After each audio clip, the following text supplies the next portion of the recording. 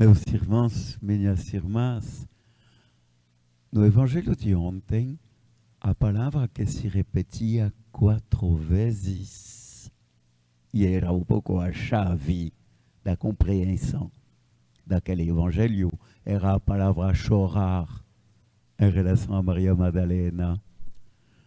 Você reparou qual é a palavra que hoje é a chave de compreensão da página dos discípulos de Emaús? 4 vezes a palavra reconhecer. Os olhos deles, diz Lucas, eram como que cegos e não reconheceram aquele que caminhava com ele. E ao longo da história, eles vão aprender a reconhecer. É impressionante. Eles foram capazes de contar a Jesus a própria vida de Jesus. E Jesus era chato. Mas o mais impressionante ainda não é isso. É que foram capazes de contar toda a vida de Jesus e todo o bem que eles fizeram, e tudo que eles sofreram. Mas eles não tiveram uma palavra. Eles pularam os 3 anúncios da paixão que Jesus tinha feito ao longo da subida para Jerusalém. Assim como também eles omitiram todos os anúncios da ressurreição que Jesus tinha feito, porque nunca anunciava a paixão sem anunciar também a ressurreição. Resultado, aqueles 3 anos de caminhada com Jesus lhes apareceu como um absurdo. Claro, uma esperança nas alturas, um desabamento cruel, apenas os anúncios insensatos das mulheres que foram para o túmulo, dizem que viram anjos, que dizem que ele está vivo, mas ninguém o viu. O que se pode construir? Que vida se pode edificar sobre uma experiência como esta? Esperança nas alturas, desabamento cruel, anúncios insensatos. Resultado, eles voltam para suas ocupações de antes do encontro com Jesus. Tantas vezes também nós passamos por esta experiência que se chama desistir. É a doença do século XXI, mas ela é velha como o mundo. É como se Jesus, ao longo de 3 anos, tivesse oferecido àqueles 2 homens, na realidade, o grupo de homens, um palácio, só que Jesus esqueceu de oferecer a chave do palácio e não dá para entrar. Não dá para aproveitar o que Jesus ofereceu a eles ao longo de 3 anos. E hoje eles voltam para casa humilhados. Falta a chave. Eu penso, meu irmão, minha irmã, em tantos cristãos que nos últimos 30, 40 anos foram alimentados por uma teologia errada e que hoje são muito perturbados. Que teologia é esta? A teologia que a gente chama da prosperidade ou da facilidade. E descobrimos hoje que foram enganados. A pandemia nos mostra que acima das ideologias inventadas pelos homens, a realidade domina.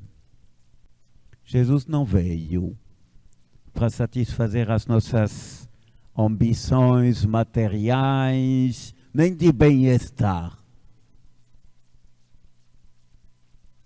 nem para realizar os nossos sonhos de onipotência.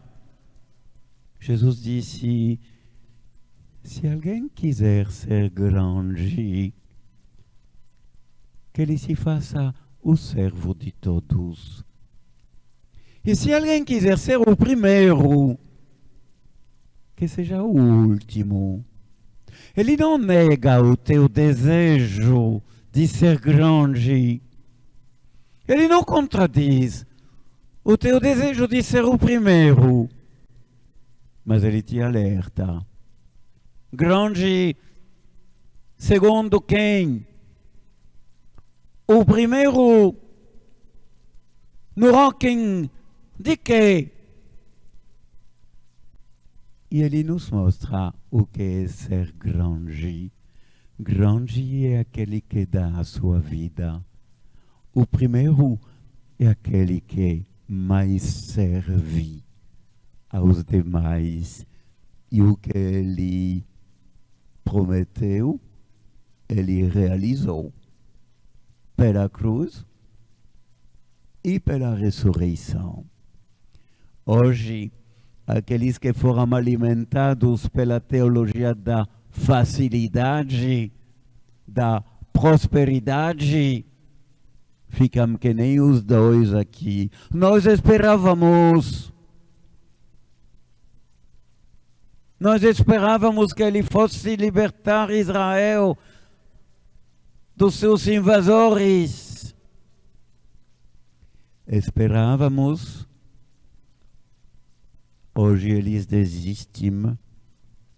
Eles já se esqueceram das promessas do terceiro dia.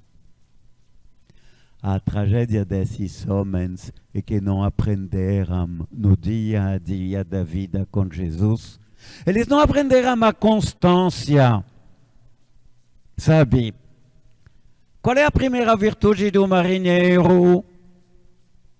É que ele sabe que não se muda de direção no meio da tempestade. Qual é a primeira virtude do alpinista? É que quando caímos relâmpagos, ele sabe que não se desce para um abrigo que está longe, se procura algo logo mais perto. E qual é a primeira virtude do nômade do deserto? É que quando tem tempestade de areia, a paisagem muda tanto que não se pode confiar na paisagem que a gente vê ao seu redor. Tem que continuar, ser constante na mesma direção, senão eu já vou começar a me perder no mar, na montanha, no deserto. É a constância que salva na hora da tempestade. A constância é manter a direção seguida até agora, até que a bonança volte. Afinal de contas, a gente nunca viu uma bonança que não fosse seguida. Nunca se viu uma tempestade que não fosse seguida por uma bonança. A tua vida religiosa é perturbada com todas estas exigências do distanciamento social e especialmente as celebrações de portas fechadas. A tua vida religiosa fica perturbada mesmo. Não desista. Seja coerente e fiel. No meio da tempestade é o único caminho que vale. Mesmo se não é o melhor, pelo menos tu não volta para onde tu estavas um dia, 2 ou 10 dias antes. Seja coerente nas tuas opções e fiel, sem cansaço, sem sucumbir ao desalento, à moleza. A tua família depende em grande parte da tua vida religiosa. Tu sabes disso, pois a cada vez que tu enfraqueceste a tua vida religiosa, foi até a tua vida familiar que começou a vacilar. Convida contigo aquele caminhante, aquele peregrino. Ele tem vontade de te escutar e de te responder. Deixa ele te convidar na sua caminhada. Interessante, eles deixaram Jesus convidá-los a entrar naquele albergue e lá a constância deles foi curada. A inconstância reinava. Ontem estava com os discípulos, mas a partir de hoje eu volto para casa. Chega!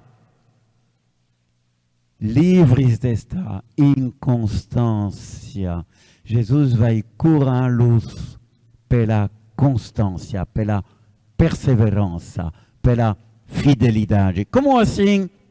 A constância deles se firmou, primeiro através da palavra de Jesus escutada ao longo do caminho, e segundo, pelo gesto da fração do pão, a Eucaristia, aquele sacramento da paixão, corpo partido, e da ressurreição, que ele nos oferece, sacramento da proximidade de Jesus e da sua fidelidade. Está vendo como Jesus cura aqueles dois discípulos daquela desistência? Ele oferece no sacramento da Eucaristia o sinal do amor até o fim, do qual ele foi capaz, pela sua morte, por amor a nós. E a Eucaristia, sacramento da ressurreição. Tu te lembras do gesto do padre na missa, quando ele reúne pedacinho do corpo de Cristo e o mergulha no sangue? Isso é que significa a ressurreição, quando corpo e sangue são reunidos. É o corpo de Jesus que vive novamente, mas esta vez é para sempre. E a Eucaristia, sacramento da paixão e da ressurreição, sacramento da proximidade de Jesus e da sua fidelidade, que nos torna fiéis. Santo Agostinho sempre falava a Jesus: Senhor, dá-me o que tu me mandas. E aí, manda-me o que tu quiseres. Eis a constância do cristão fortalecida pela palavra e pelos sacramentos. É o que nós pedimos hoje a Jesus. Chega de desistência cada vez que aparece uma tempestade pequena ou grande. Chega! Somos gente de rumo, com sentido, chamados por Deus. A memória das promessas e da fidelidade de Jesus fez sua obra neles, e eles foram até capazes de voltar a Jerusalém.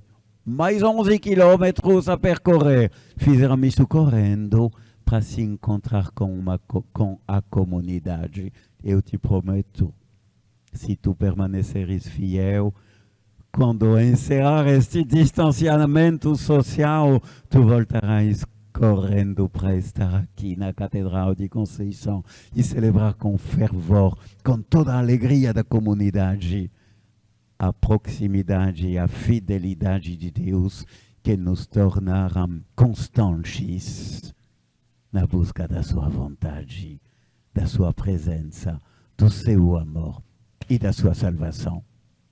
Que Deus nos dê de verdade esta graça, na hora que Ele escolher para nós. Amém.